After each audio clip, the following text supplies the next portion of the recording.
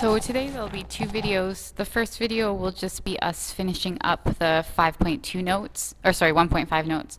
I'm going to just go over this problem quickly. Now this is one that we did together, and it wasn't in your notes. It didn't photocopy in your notes. So I'm going to move through it quite quickly, only because we already went through it together in class. And if anything's confusing you, we can talk about it on Tuesday, or you can email me over the weekend. Okay, so this is our envelopes, and we have 10 cards from 0 to 9. There's only one type of each card. 5, 6, 7, 8, 9. And the sum of each pair in an envelope is written on the envelope. And we're told some information. So the sums, so we took care of that. In card 10, you'll have a 6, and in envelope 14, you'll have a 5.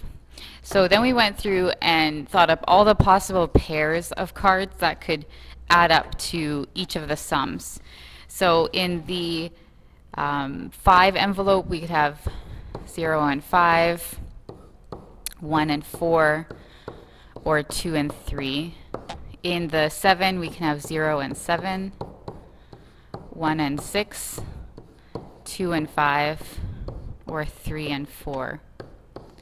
In the 9, we can have 0 and 9, 1 and 8, 2 and 7, 3 and 6, sorry, that should be a 6, or 4 and 5. And again, these are just possibilities. We have to narrow it down as to which one will be there. In 10, we can have 1 and 9, 2 and 8, 3 and 7, or 4 and 6.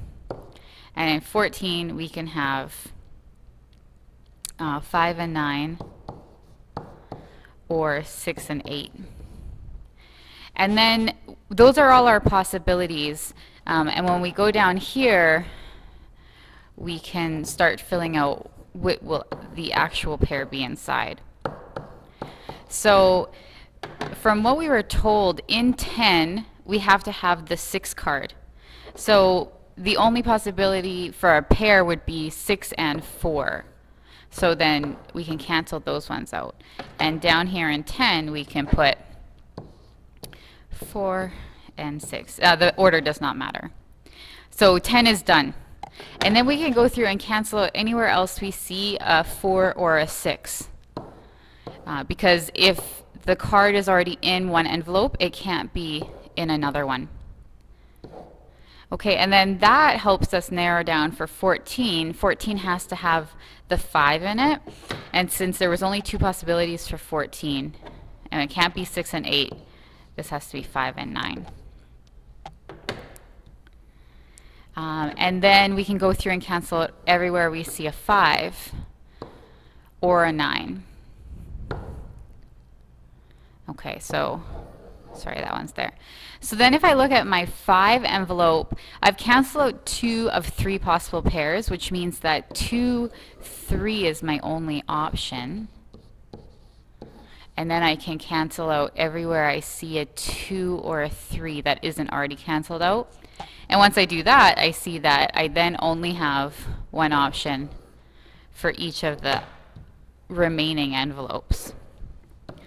We have 0, 7, and 1, 8. And then I can check to make sure I have all 10 cards. So 0, 1, 2, 3, 4, 5, 6, 7, 8, 9. Done. So that's all I needed to do. So let's look here, and now we're going to try to identify patterns. Now the key to looking for patterns is to try out the numbers. Okay, so this is the same thing when you were doing that ball drop bounce question on the quiz. And often what's useful to find patterns in sequences like this is to use the two consecutive numbers. So what is the relationship between 15 and 45, 135 and 45, 36, 45, and 12, 15? So if I do that, I go 45 divided by 15. And you can try, okay, so try subtraction. 45 minus 15 is 30. 135 minus 45 is 90. And 3645 minus 1215 is 2430. So when you do that,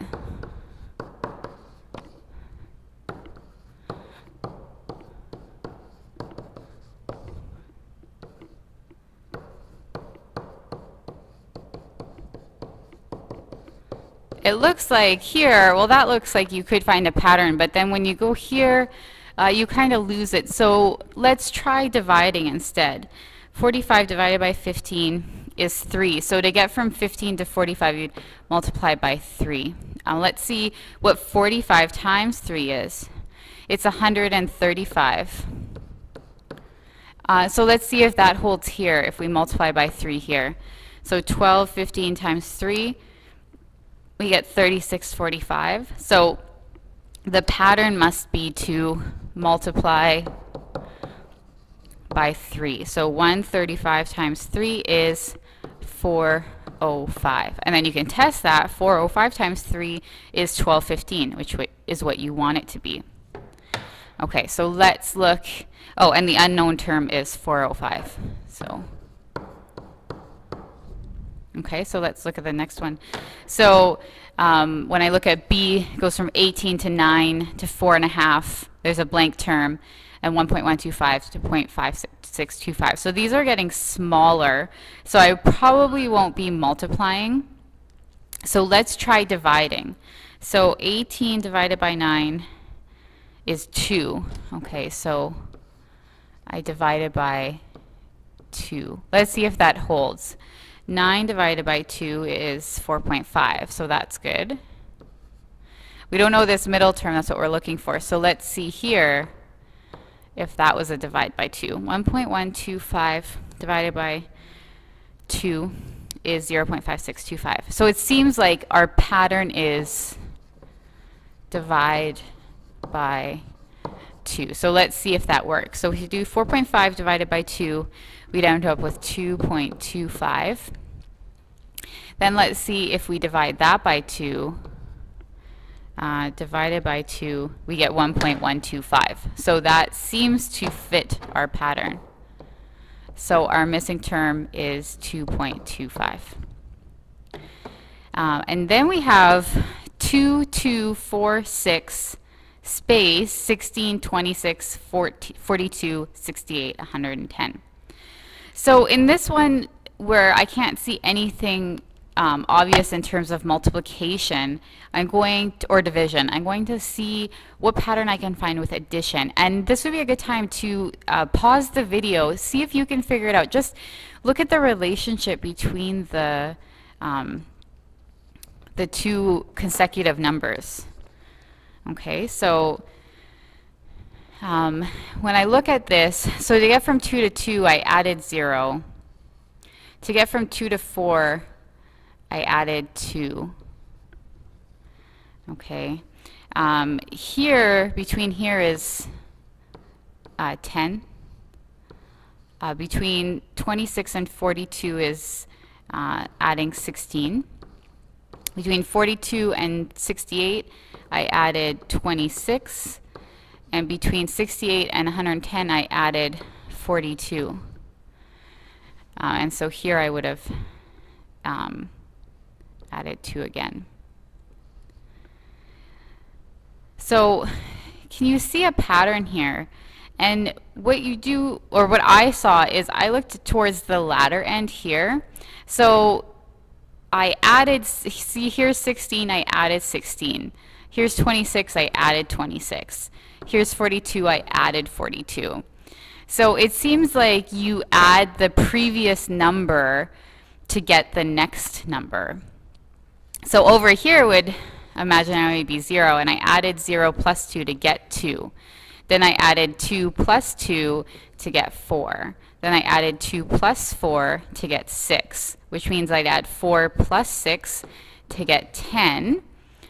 And then 10 plus 6 would give me 16. 16 plus 10 would give me 26. 42 plus 26 would give me 68. 68 plus 42 gives me 110. So it seems like that's my pattern. So the pattern would be, I'll put it over here, to add the previous term to the current term.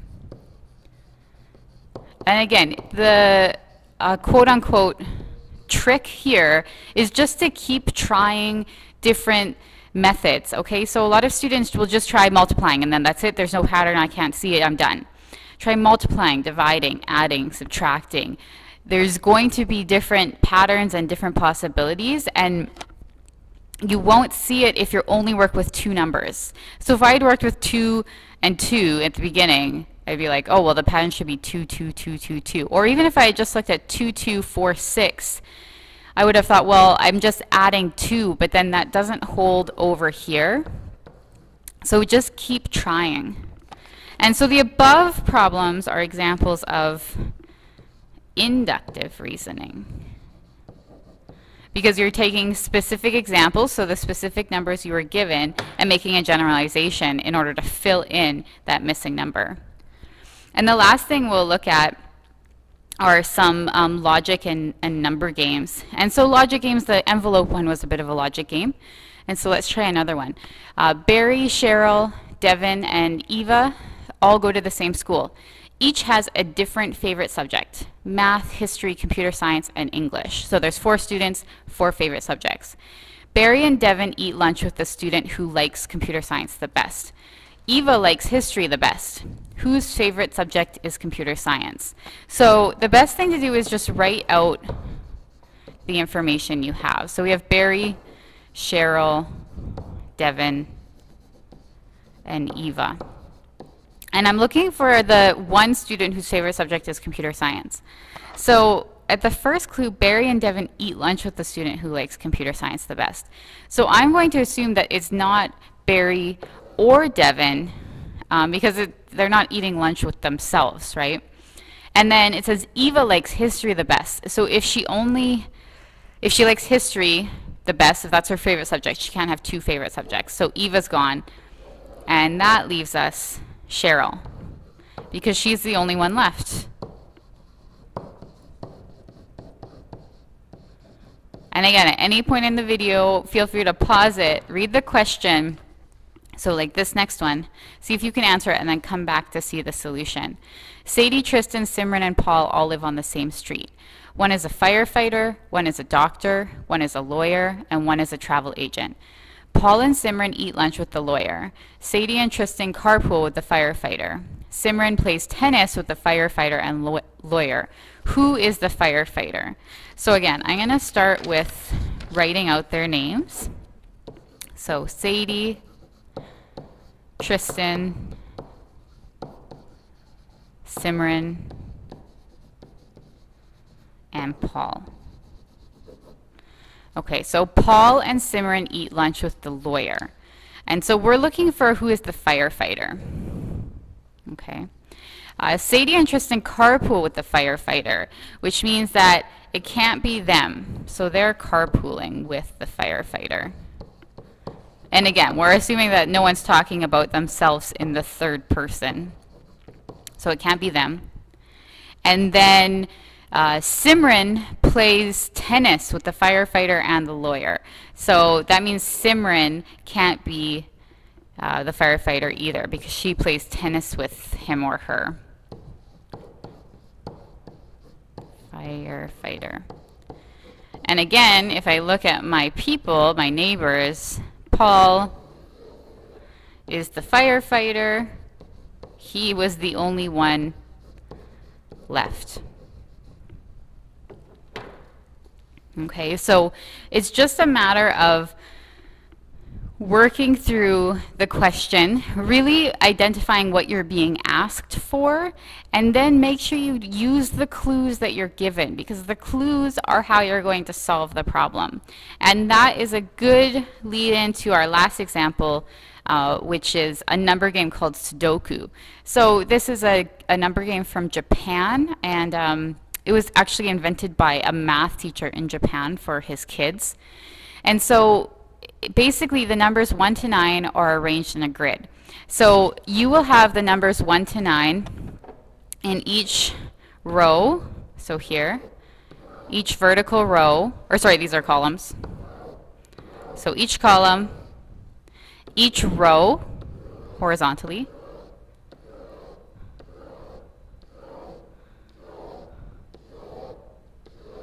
and then each 3 by 3 cube. So each one of these.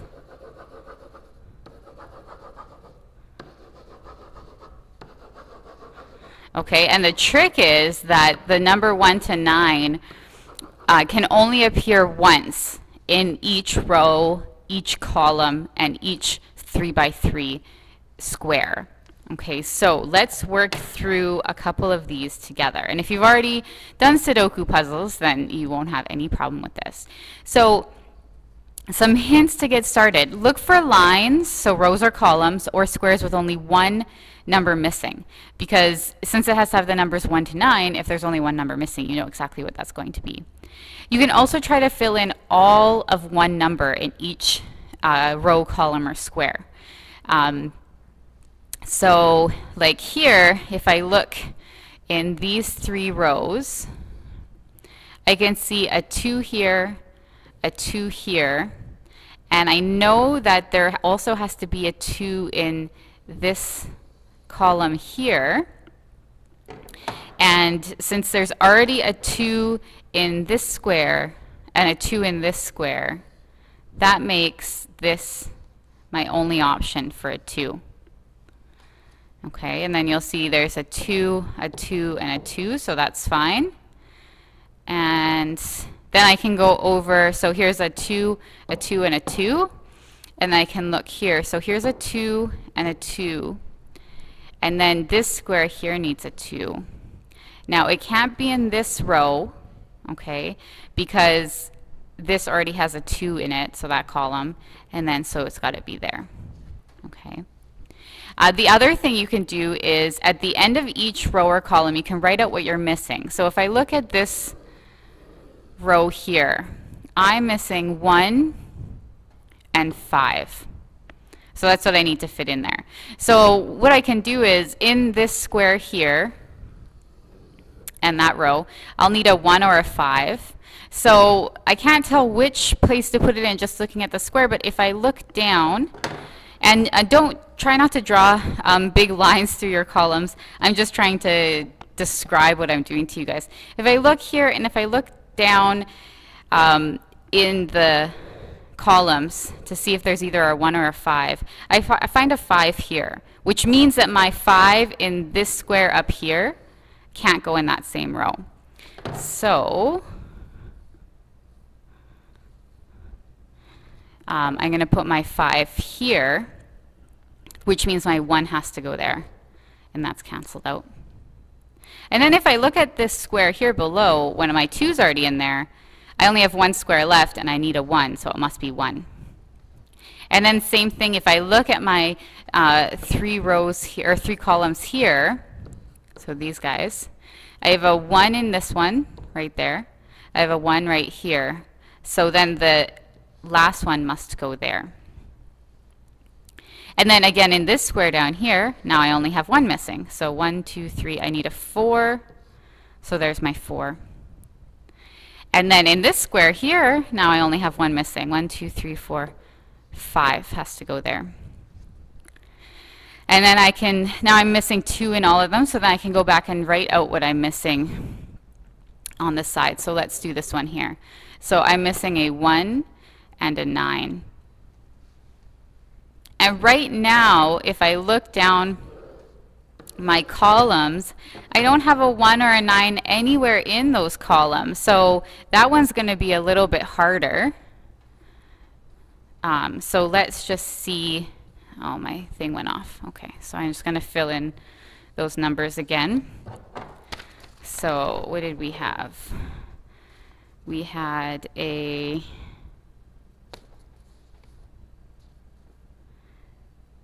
4 and a 1. We had a 1 and a 2. We had a 1 and a 5. We had a 2 and a 5. And I think, what else did we fill out? Maybe that's it. Okay, so now when we look up here, oh, so we need our 1 and our 9. We can't figure that out yet, so we'll just move to a different square. Up here we need 1 and 3. And so again, if I look down here, I see my 3. So my 3 cannot go in this row, so it has to go there, which means my 1 has to go there. And same thing, when I look down my 2 columns here, I see a 1 here and a 1 here, so this one has to be 1. And then in this square, I'm only missing 1. So 1, 2, 3, 4, 5, 6, 7, 8. In this row, I need a 1 and an 8. And I have an 8 coming up here. So that means my 8 has to go here and my 1 will go there. Now I can go back to this 1 and 9 row that I'm missing. I know that my 1 has to go there because I have a 1 in each of my other columns, which means that one will be 9. And just one second. Okay, so I just filled in the rest of the solutions because my screen keeps moving.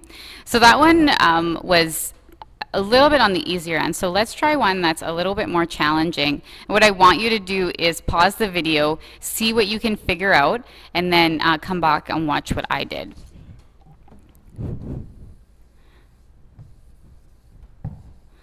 Okay, so I'm going to, again, start the same way. This one has more squares missing, so it will take a little bit longer. So what I'm going to do is, if I look down here, and that's not responding, so just give me 1 minute. Okay, because I have more squares missing, I'm going to do my strategy of writing out what I'm missing on this side. So down here in this bottom row, I need 1, 3, 6, and 8. So I know that my 1 can't go in this square here because it already has a 1 in it. So then I try to cancel. I only have 2 other places then, in here or in here. And if I look down this row here, I already have a 1. So it can't go in this square, so it has to go in this square. And then if I look, I need to also put an 8. And since I already have an 8 in this corner square again, that means my 8 has to go here. So then I have a 3 and a 6, and right now I can't place those in that corner square. So I'll just leave it and I'll come back. I look for the next row where it looks like I have quite a few numbers. So I'm going to move up here. So I have 1, 2, 3, 4, 5, 6, 7, 9. So I need 3, 7, and 9. So I'm going to look for somewhere where the 3 and the 7 or the 3 and 9, some combinations already filled out. And if I look in this row here, I have a 3 and a 9, which means that my 7 has to go there. Because if I put the 3 or the 9 there, it would be doubled up, and I can't have that. And then again, the 3 and the 9, I can't do anything with that right now, so I'm going to move on. If I go 2 rows up, I need a 1, 4, and 5. I look for the same thing. Where can I put the 1s or the 4s or the 5s? And if I look here, I know that my 5 can't go in this square because it's already there. And I have a 4 in that column. So I'm going to put a 1. So then I have my 4 and 5. Again, I'm stuck there, but that's okay. I can just keep going. If I look in this column here, I have 1, 2, 3, 4, 5. So I need 6 and 8. Now, 8 cannot go in this square because it already has an 8, so that has to be 6, which means that's 8. And those ones are canceled off. And then I can look. Let's look at this top row here. So I need 1, 4, 7, and 9. And I look to where so I can't put my 1 over in this square because it already has a 1. And I also can't put a 1 up here because there's a 1 in this column. So that means my 1 goes there. Now my 9 can't go in the top left square because there was already a 9, so that goes there. So I need a 4 and a 7. Now I'm going to put my 4 here and my 7 here because down at the bottom of this row, I have or the column, I have a 7. Then in that top square, all I'm missing is my 2, so I'm going to put that there. And then I see that I have a 2 here, a 2 here, which means that my third 2 in that set of 3 can go there. And then again in this row here, I'm only missing 1, so I'm going to put that in there. So you'll see how you just start to slowly start picking them off, and you can just work through it one row or column at a time. In this row, I'm missing 2, 3, 6, and 4. So see if you can pick anything off. And I see that in this row here, I have a 3, 4, and a 6, which means that has to be my 2. And then I can't put a 3 in this square because it already has one. So that gets the 3.